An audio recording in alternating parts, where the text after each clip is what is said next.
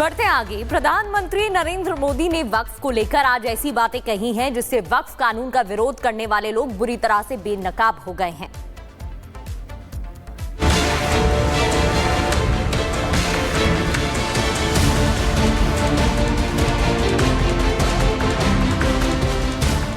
प्रधानमंत्री नरेंद्र मोदी का स्टाइल है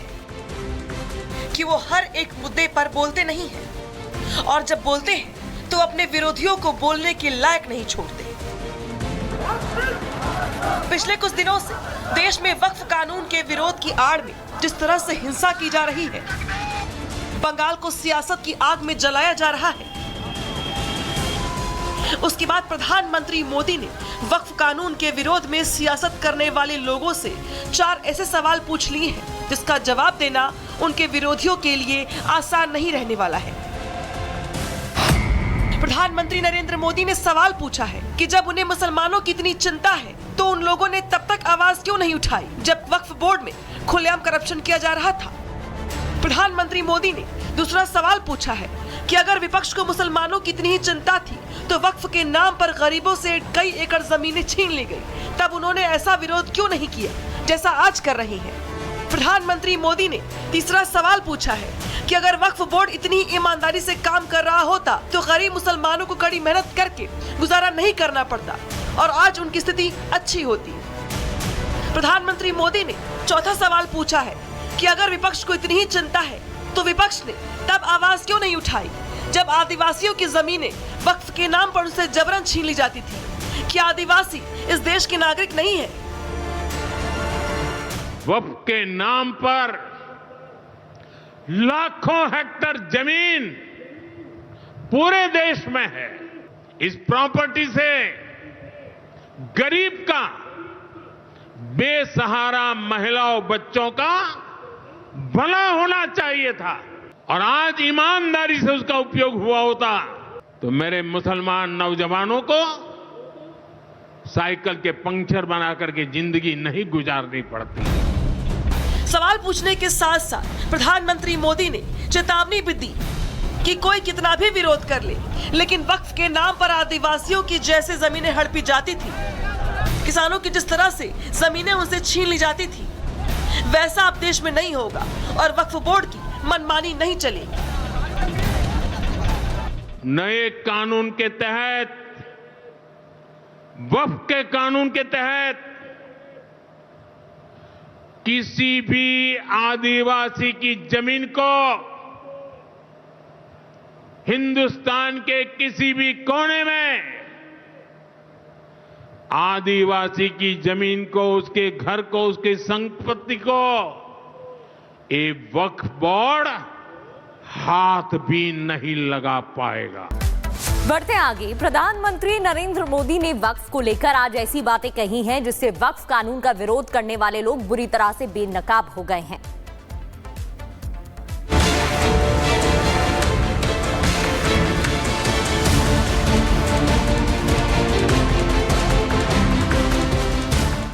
प्रधानमंत्री नरेंद्र मोदी का स्टाइल है कि वो हर एक मुद्दे पर बोलते नहीं हैं और जब बोलते हैं तो अपने विरोधियों को बोलने के लायक नहीं छोड़ते। पिछले कुछ दिनों से देश में वक्फ कानून के विरोध की आड़ में जिस तरह से हिंसा की जा रही है, बंगाल को सियासत की आग में जलाया जा रहा है, उसके बाद प्रधानमंत्री मोदी ने वक्फ कानून के विरोध में सियासत करने वाले लोगों से 4 ऐसे सवाल पूछ लिए हैं जिसका जवाब देना उनके विरोधियों के लिए आसान नहीं रहने वाला है। प्रधानमंत्री नरेंद्र मोदी ने सवाल पूछा है कि जब उन्हें मुसलमानों की इतनी चिंता है तो उन लोगों ने तब तक आवाज क्यों नहीं उठाई जब वक्फ बोर्ड में खुलेआम करप्शन किया जा रहा था।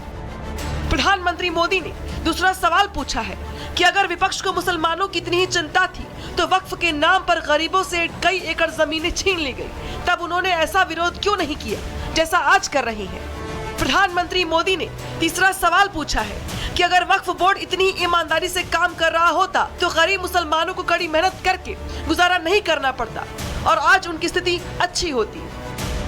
प्रधानमंत्री मोदी ने चौथा सवाल पूछा है कि अगर विपक्ष को इतनी ही चिंता है तो विपक्ष ने तब आवाज क्यों नहीं उठाई जब आदिवासियों की जमीनें वक्फ के नाम पर उनसे जबरन छीन ली जाती थी। क्या आदिवासी इस देश के नागरिक नहीं है? वक्फ के नाम पर लाखों हेक्टर जमीन पूरे देश में है। इस प्रॉपर्टी से गरीब का, बेसहारा महिलाओं बच्चों का भला होना चाहिए था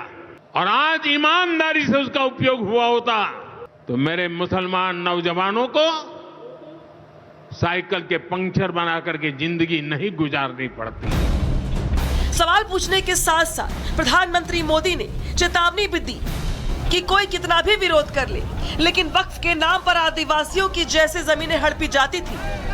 किसानों की जिस तरह से जमीनें उनसे छीन ली जाती थी, वैसा अब देश में नहीं होगा और वक्फ बोर्ड की मनमानी नहीं चलेगी। नए कानून के तहत, वक्फ के कानून के तहत किसी भी आदिवासी की जमीन को हिंदुस्तान के किसी भी कोने में, आदिवासी की जमीन को, उसके घर को, उसकी संपत्ति को ये वक्फ बोर्ड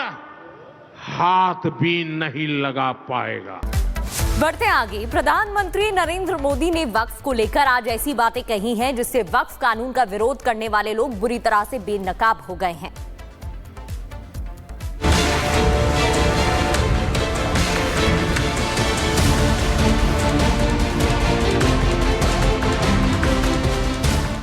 प्रधानमंत्री नरेंद्र मोदी का स्टाइल है कि वो हर एक मुद्दे पर बोलते नहीं हैं और जब बोलते हैं तो अपने विरोधियों को बोलने के लायक नहीं छोड़ते। पिछले कुछ दिनों से देश में वक्फ कानून के विरोध की आड़ में जिस तरह से हिंसा की जा रही है, बंगाल को सियासत की आग में जलाया जा रहा है, उसके बाद प्रधानमंत्री मोदी ने वक्फ कानून के विरोध में सियासत करने वाले लोगों से 4 ऐसे सवाल पूछ लिए हैं जिसका जवाब देना उनके विरोधियों के लिए आसान नहीं रहने वाला है।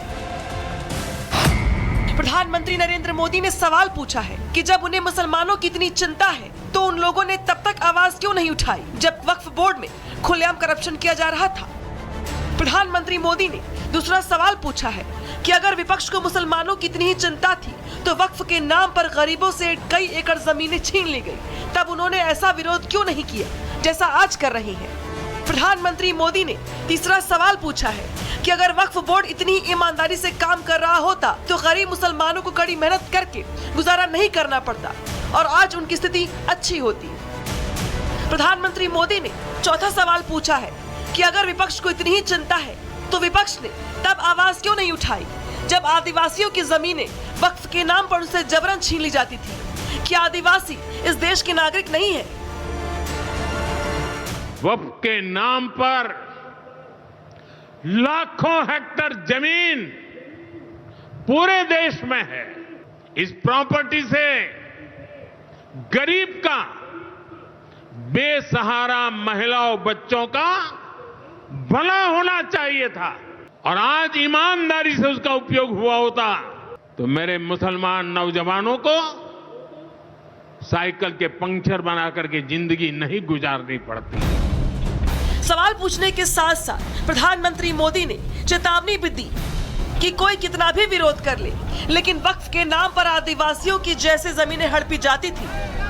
किसानों की जिस तरह से जमीनें उनसे छीन ली जाती थी, वैसा अब देश में नहीं होगा और वक्फ बोर्ड की मनमानी नहीं चलेगी। नए कानून के तहत, वक्फ के कानून के तहत किसी भी आदिवासी की जमीन को हिंदुस्तान के किसी भी कोने में, आदिवासी की जमीन को, उसके घर को, उसकी संपत्ति को ये वक्फ बोर्ड हाथ भी नहीं लगा पाएगा।